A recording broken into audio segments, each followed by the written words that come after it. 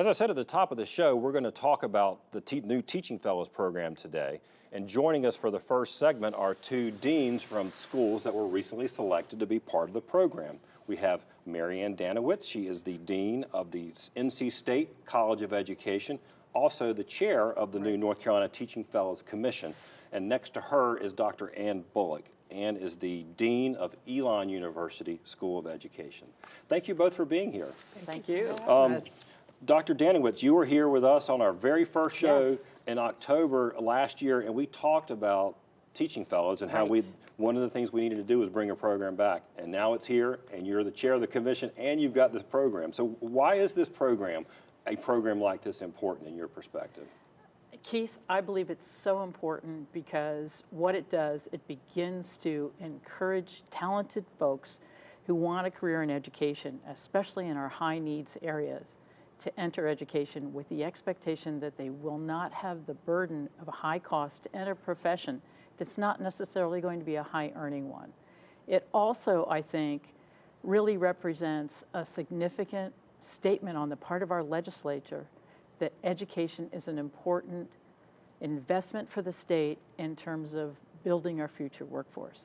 And by focusing on STEM and special education, what the legislature has done that's different than the first program is to really key on what are the critical shortage areas and what are the areas that are most important to support our future educators and also our future citizens in North Carolina. Right, and we'll pull up on the screen, we've got a map of, there's 5 universities that have been, that are be part of it.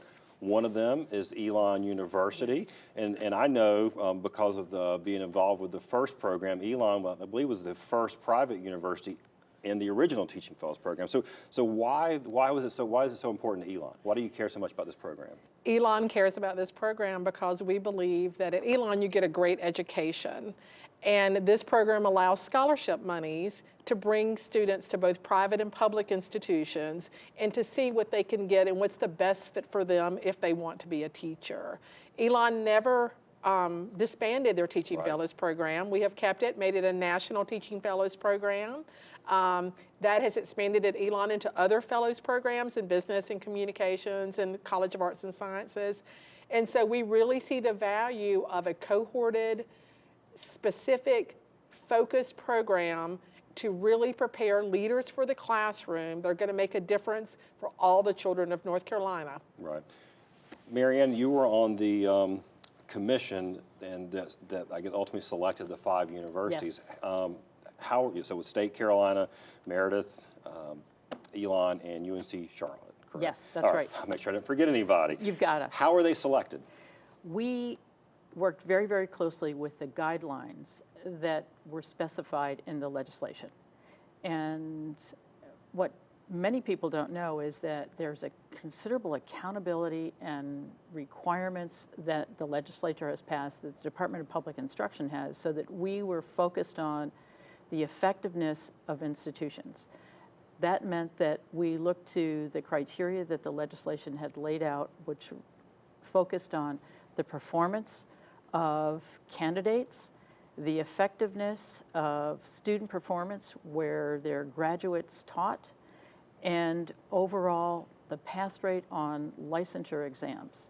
And we used the benchmarks of the state average and then looked at institutional performance in those areas. In addition to that, there were other criteria that were important, such as the emphasis on engagement, the emphasis on leadership experiences, the emphasis that institutions placed on working with diverse populations and underserved populations. Well, you mentioned one of the questions I've heard about this is obviously, this is a start, 5 schools. Yes, it is. You mentioned diversity. No historically black colleges or universities in the first 5. Why was that not? I mean, we talked about on the show, we have a teacher diversity problem in North Carolina. We do. Was that not a consideration at that point?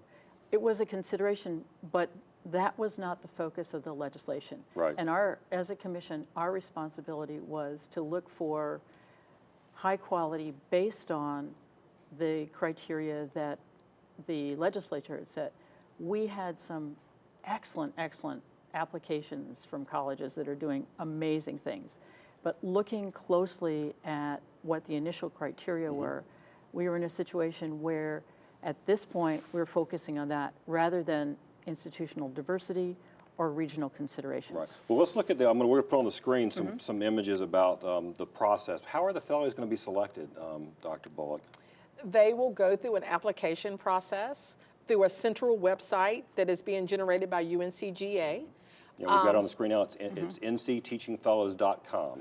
Right, so anyone that's interested, and I think it's important to note that you could do this as a high school student, as a community college transfer student, as someone that's in a university or college now that would want to transfer to one of the 5 sites, or as someone that has a bachelor's degree that might want to do an MAT program or do it licensure Right, and those only. are a couple. We mentioned the STEM and special education, but that's another new feature of the program is that it's open to people who already have a degree or already in college. So it'll be interesting to see how this all plays out, because this is all about, and Dr. Danowitz, you mentioned about the message that it sent from the legislature. Don't you think that is really important, right? I mean, I always said that the Teaching Fellows program, it wasn't just about the number of teachers, but it was that we've said teachers are important. Exactly. And I think that message really, really comes strongly, not only in terms of the commitment to support 160 students, but also that the legislature sees the areas that are most critical to strengthen our schools in North Carolina. Right. Well, last question for you. Big picture, do you think this is going to be a difference in terms of the teacher pipeline? You think this is important for our state? It absolutely is important for our state. Every child in North Carolina deserves a great teacher, and this is going to allow people at different stages of their lives to become a teacher. Those that have wanted to be a teacher and didn't do it as an undergraduate now have an opportunity to get some scholarship money and do this and make a difference. Amen on that. Thank you both for being here today, for talking about it, and go to our website. We'll have all these links to the program. But when we come back, we're going to be joined by 2 leading education reporters who will tell us what's been making headlines across North Carolina. But first, see if you can answer this question: true or false?